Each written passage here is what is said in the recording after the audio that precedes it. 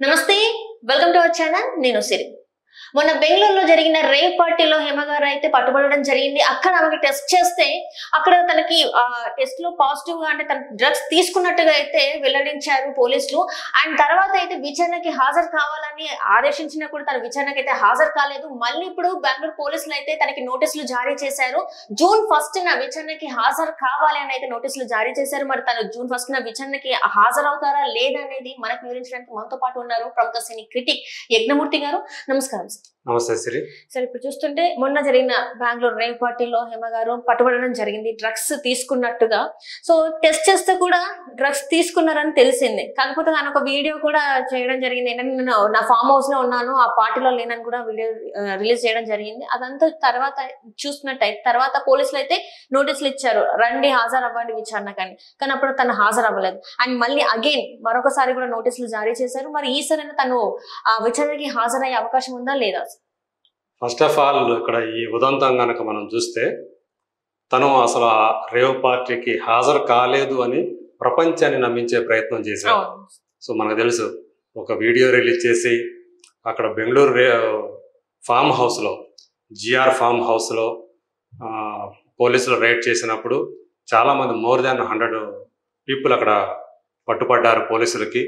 అందులో వాళ్ళందరికీ కూడా వాళ్ళు బ్లడ్ టెస్టులు చేసి అందులో 87 మంది వరకు పాజిటివ్గా తేలింది. 87 మంది డ్రగ్స్ తీసుకున్నట్టుగా తేలిందని చెప్పేసి పోలీసులు ఎలక్ట్రానిక్ సిటీ పోలీసులు వెల్లడించారు.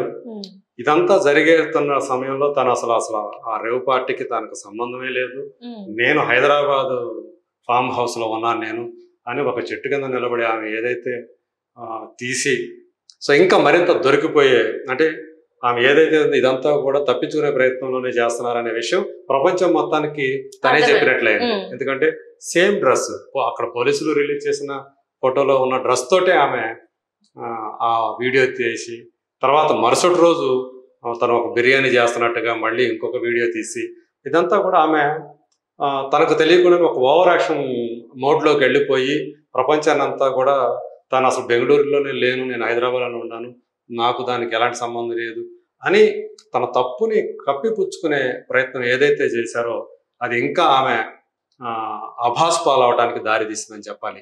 సో కొంతమంది ఆర్టిస్టులు కరాటే కళ్యాణ్ లాంటి వాళ్ళు ఆమె రేవ్ పార్టీలో పాల్గొన్నారు, ఇదంతా కూడా ఆమె కావాలని చేస్తా ఉందని చెప్పేసి బయటకు వచ్చి తన క్యారెక్టర్ మీద ఆరోపణలు చేసే పరిస్థితి తెచ్చుకున్నారు ఆమె. సో పోలీసులు అయితే చాలా విస్పష్టంగా తెలుగు సినిమాకు సంబంధించినటువంటి చిత్రరంగానికి సంబంధించినటువంటి నటి హేమ ఆమె ఉన్నారు, రేవ్ పార్టీలో పాల్గొన్నారని అక్కడ పోలీసు అధికారులు చాలా స్పష్టంగా ప్రకటించిన తర్వాత కూడా ఆమె ఎందుకు ఇలాంటి ప్రయత్నం చేశారో మనకైతే తెలియదు. సో ఏదేమైనా సరే రేవ్ పార్టీ జరిగిన వారం తర్వాత పోయిన సోమవారం 27వ తేదీ అంటే రేపు పార్టీ జరిగింది 19వ తేదీ 20వ తేదీ అట్లా ఆదివారం జరిగింది, 19వ తేదీ జరిగింది యాక్చువల్గా. సో 27వ తేదీ ఆమెకు విచారణకు రావాలి, బెంగళూరుకు రావాలని చెప్పేసి ఆమెకు నోటీసులు ఇచ్చారు. సో కానీ ఆమె వెళ్ళలేదు. నేను అనారోగ్యాన్ని కారణంగా చూపించి ఆమె దాని నుంచి తప్పించుకునే ప్రయత్నం చేస్తూ ఉన్నారు. సో దాంతో మళ్ళీ రెండోసారి పోలీసులు ఆమెకి నోటీసులు ఇచ్చినట్టు ఈరోజు సమాచారం మనకి. సో జూన్ 1వ తేదీ అంటే వచ్చే శనివారం హాజరు కావాల్సిందిగా వాళ్ళు అంటే ఏం చెప్పాలి ఏంటి. సో ఈ లోపల తను ప్రిపేర్ అవ్వాలి కదా. బహుశా దానికోసమే ఆమె మొదటి విచారణని తప్పించుకున్నారేమో అని చెప్పేసి నేను అనుకుంటున్నాను. సో ఏదేమైనా సరే ఈ రోజు కాకపోతే రేపైనా సరే ఆ విచారణని ఎదుర్కోవక తప్పదు. కాకపోతే ఏంటంటే ఇక్కడ నార్కోటిక్స్ చట్టాల ప్రకారం నాకు తెలిసినంత వరకు డ్రగ్స్ అమ్మేవాళ్ళు అంటే విక్రయదారులు, డ్రగ్ పెడ్లర్స్ ఎవరైతే ఉన్నారో వాళ్ళు నేరస్తులే, అలాగే డ్రగ్స్ తీసుకోవటం కూడా నేరమే. సో కాకపోతే ఏంటంటే మొదటిసారి పోలీసులకి పట్టుబడినప్పుడు సో వాళ్ళకి కౌన్సిలింగ్ ఇచ్చి ఇది అంటే ఈ డ్రగ్స్ దూరంగా ఉండండి, ఇవి నిషేధం, ఇవి చట్ట వ్యతిరేక పని, ఇది డ్రగ్స్ తీసుకోవడం అనేది అని కౌన్సిలింగ్ ఇచ్చి పైగా ఏంటంటే డ్రగ్స్ వల్ల కలిగే అనారోగ్యం ఎలాంటి అంటే మన మెదడు మీద ఎంతటి తీవ్ర ప్రభావం చూపి మనం శారీరక మానసిక అనారోగ్యానికి కారణమవుతాయో ఇవన్నీ కూడా కౌన్సిలింగ్ లో చెప్తారు అవి. సో అలా చెప్పి పంపిస్తారు. మళ్ళీ రెండోసారి కూడా పట్టుబడితే అప్పుడు వాళ్ళ మీద కేసులు పెట్టి జైలుకు పంపించే అవకాశాలు ఉంటాయి. సో సో హేమ నిజంగా ఇప్పుడు పోలీసుల రికార్డుల ప్రకారం అయితే, పోలీసులు చెప్తున్న దాని ప్రకారం అయితే ఆమె డ్రగ్స్ తీసుకున్నారు, సో పాజిటివ్ గా వచ్చింది అని చెప్పేసి వాళ్ళు చెప్తా ఉన్నారు. మరి దాన్ని ఈమె ఎలా ఎదుర్కొంటారు, ఎలా డిఫెండ్ చేసుకుంటారు తనను తాను అనేది మరి చూడాలి. కానీ ఇప్పుడు దాకా ఆమె ఏదైతే చేసిందో, ఆ తప్పించుకునే ప్రయత్నం చేసిందో అదంతా కూడా ఆమెకి ఇంకా అంటే ఆమె మీద సానుభూతి కలిగించకపోగా ప్రజల్లో ఇంకా ఆమె పట్ల మరింత అంటే హేమ ఎలాంటిదా, ఎందుకు ఎలాంటి పని చేస్తుంది చర్చ అనేది కొనసాగుతూనే ఉంది ఇప్పటికీ కూడా అని జనం సానుభూతిని కూడా ఆమె కోల్పోయింది. సో ఈ పరిస్థితుల్లో ఖచ్చితంగా అంటే ఈ మధ్య మా అధ్యక్షుడు విష్ణు కూడా ఒక స్టేట్మెంట్ ఇచ్చాడు. సో ఆమె నిజంగా తీసుకున్నారా లేదా అనేది ఇంకా పూర్తిగా తెలియదు మనకి. ఒకవేళ తీసుకునే పని తీసుకుంటే ఓకే, ఏదైనా చర్యలు తీసుకుంటాం. కానీ ఆమె కూడా ఒక గృహిణి, అలాగే ఒక పిల్లలకి తల్లి కాబట్టి మనం ఆమెను గౌరవించాలి ఆ రకంగా.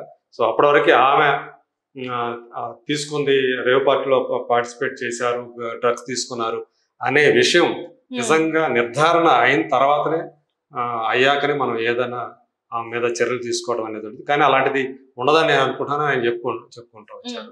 సో ఏదేమైనా అంటే ఆమె మాలో ఒక మెంబర్ కాబట్టి ఖచ్చితంగా నటుల సంఘం ఆమెని రక్షించుకునే ప్రయత్నం అయితే చేస్తుంది. అంటే ఇక్కడ చూస్తున్నట్టయితే సార్ కొంతమంది వైసీపీ నేతలు కూడా ఆమె విచారణకి దూరంగా అంటే తప్పించాలి అని చెప్పేసి కూడా కొంతమంది ట్రై చేశారని కూడా వార్తలు వస్తాయి. మరి ఇందులో జరిగే అవకాశం ఉందంటారా? అది ఎంతవరకు అంటే తనకు హేమ పేరు పొందిన నటి, ఆమెకు చాలా మంది పేరు పొందిన సెలబ్రిటీ, మిగతా రంగాలకు సంబంధించినటువంటి వ్యాపార రంగాలు కానివ్వండి, అలాగే రాజకీయ రంగానికి సంబంధించి కూడా ఆమెకు పరిచయాలు ఉన్నాయంటే మనం ఆశ్చర్యపోవాల్సిన పని ఏమి లేదు కదా. సో తను ఒక సెలబ్రిటీ, తనకి చాలా మందితో పరిచయాలు ఉండవచ్చు. సో ఆ పరిచయాల నేపథ్యంలో వాటిని ఉపయోగించుకొని ఈ కేసు నుంచి బయటపడే ప్రయత్నం చేస్తుందా అంటే దానికి కూడా అవకాశాలు ఉన్నాయి కదా ఖచ్చితంగా. అంటే ఇప్పుడు బయటకు వచ్చింది ఏంటంటే కొంతమంది వైసీపీ నాయకుల ద్వారా ఆమె ఆ ప్రయత్నాలు చేస్తూ ఉంది, బెంగళూరు పోలీసుల మీద ఒత్తిడి తీసుకొచ్చాయని ఒక వార్తలు అయితే వస్తున్నాయి.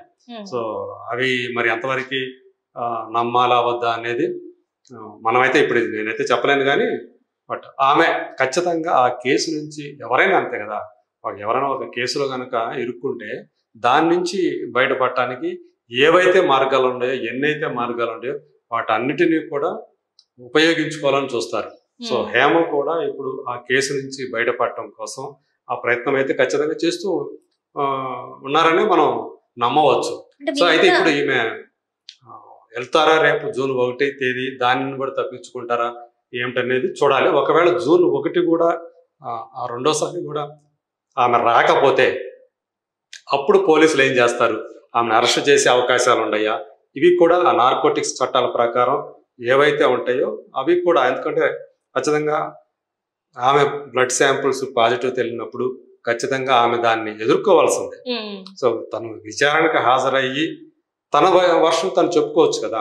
సో ఆమె ఆ విచారణకి హాజరయ్యి తన వర్షం చెప్పుకుంటే తర్వాత ఏమవుతుంది ఏంటనేది అప్పుడు మనం చూడాల్సి ఉంది. బట్ అసలు విచారణకి హాజరు కాకుండా దాన్ని తప్పించుకోవాలని చూడటం కూడా ఇది అనేక అనుమానాలకి తావిస్తుంది. Right sir, thank you so much.